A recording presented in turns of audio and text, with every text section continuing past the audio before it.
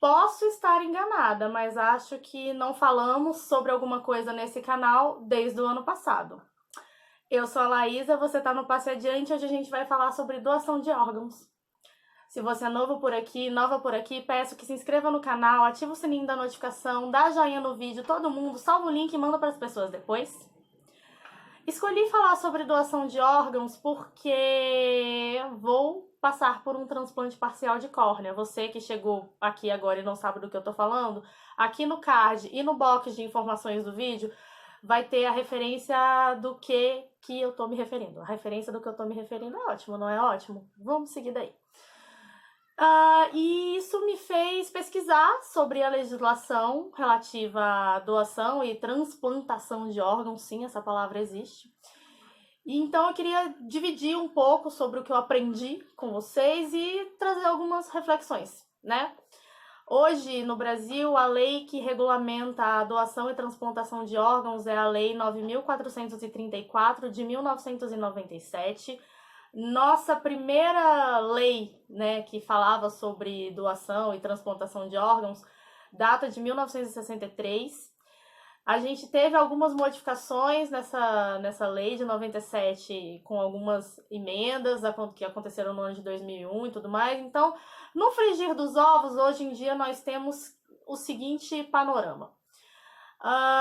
As pessoas podem e devem, no meu ponto de vista, doar os seus órgãos em vida, desde que isso não implique risco, né? Os órgãos duplos, né? Que a pessoa tem, tipo rim, pulmão, desde que isso não implique em risco para a saúde dela, ela pode doar em vida.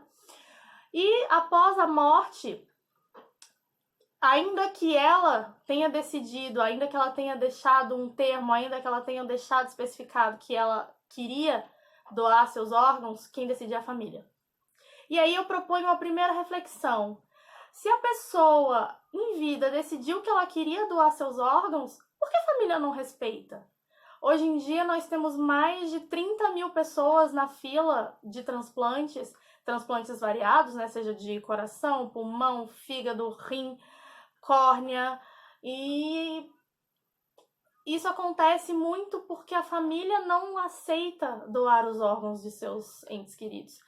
O que elas não entendem é que aquela pessoa já morreu, aquela pessoa não tá mais ali, aquilo é carne. E aquilo é carne que pode salvar outros seres humanos.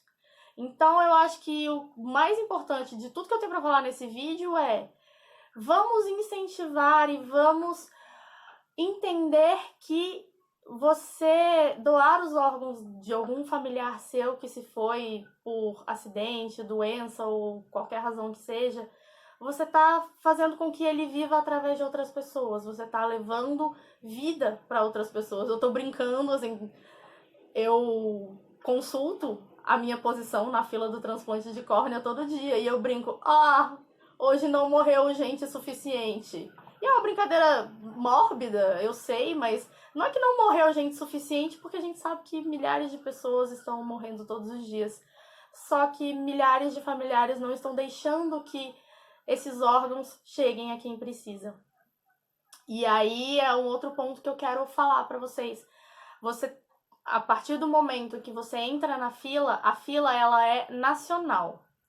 A fila não tem como você fazer um transplante particular. Ele invariavelmente vai envolver o Sistema Único de Saúde. Por quê? Porque existe toda uma logística envolvendo a quantidade de horas que aquele órgão resiste depois que a pessoa morreu, que é o período de isquemia. Isso vai variar de órgão para órgão. Então, assim, não adianta aparecer um coração compatível com o meu lá em Manaus, sendo que eu tô aqui em Brasília. Até esse coração chegar aqui, eu já perdi ele. Ele não vai mais servir para mim. Então, essa fila, ela é única, mas ela é dividida por estados. Então, se mais pessoas doassem seus órgãos e se houvesse meios de fazer com que os órgãos durassem mais tempo fora da pessoa que faleceu, até chegar no receptor, isso facilitaria muito a nossa vida, mas por enquanto não é assim. Não por acaso a gente fica sabendo de bancos de olhos que jogam córneas fora, porque não dá tempo de chegar em pessoas que precisariam em outras cidades, em outros estados. Isso é bem difícil, bem problemático, né? Então, você entra na fila, essa fila que é nacional, você pode acompanhar através de um site. Você, quando entra na fila, recebe um número que chama RGCT, que é o seu registro lá de que indica quem é você na fila do pão, no caso, na fila do órgão. Eu vou deixar aqui embaixo também como você... esse site, vai que você tá na fila do transplante, ou vai que você tá apenas curioso em saber como é que isso acontece. Você recebe esse número e você entra lá, coloca o seu RGCT, coloca seu CPF, coloca algumas outras verificações e acompanha como você tá na fila do transplante. Outra coisa que também é muito preocupante foi isso que eu falei, né? 30 mil pessoas, mais de 30 mil pessoas esperando por órgãos. E muitas dessas pessoas vão morrer sem receber órgão. Vão morrer porque alguém não quis, né, se desfazer, tô fazendo aspas, de um corpo sem vida. Não quis se desfazer de partes desse corpo. A legislação, ela prevê que, por exemplo, fulano doou o rim. Eu não posso devolver esse corpo sem rim para a família lá aberto, todo estrupiado. Eu preciso recompor esse corpo, eu preciso costurar ele de volta, deixar ele bonitinho. Não quer dizer que eu vou pôr o rim do receptor, o rim estragado na pessoa de volta. Não é isso. Quer dizer que você vai deixar ele em condições apresentáveis para a família, caso ela queira fazer um velório, qualquer coisa assim. É muito bizarro a gente ter tanto tabu e tanto receio em falar sobre e em lidar com essa questão de saúde pública, essa questão de moralidade até, porque, gente, vai para debaixo da terra e vai alimentar formiga e sei lá mais que outros bichinhos se alimentam. Nem sei se formiga se alimenta de corpo, talvez não. Biólogos, médicos, pessoas que saibam mais que eu podem me corrigir aqui nos comentários. Por que a gente ainda tem problema em fazer isso? Pensa que uma pessoa que morre pode salvar várias vidas. Pode salvar várias vidas. Inclusive tem o filme, né, do Will Smith, 7 Vidas. Tudo bem que ali tem uma questão relativa a suicídio envolvida e a gente não vai entrar nesse mérito porque, afinal de contas, não é um vídeo de Setembro Amarelo, é um vídeo sobre doação de órgãos. Mas fica aí a dica cinematográfica. Também vai ficar aqui embaixo a dica de um documentário que tem aqui no YouTube que fala sobre a doação de órgãos, fala sobre os dilemas que as famílias, né, doadoras, digamos assim, né, as famílias dos parentes que faleceram enfrentam e os dilemas das famílias dos receptores daquele órgão. E é bom lembrar que a pessoa que ela doa um órgão em vida, né, vamos supor, doei um rim.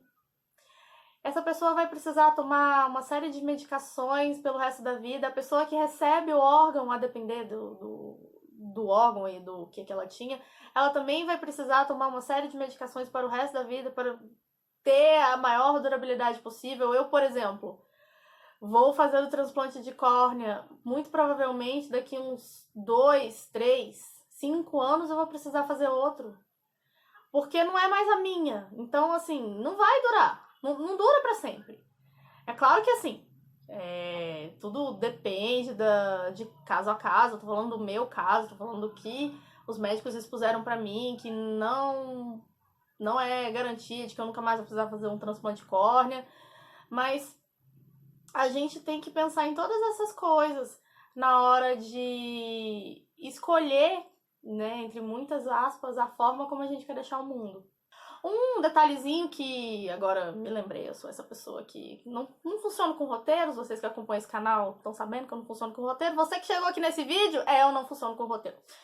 A questão de doação de sangue, sêmen, óvulos, ela não tá prevista nessa lei de doação e transplantação de órgãos.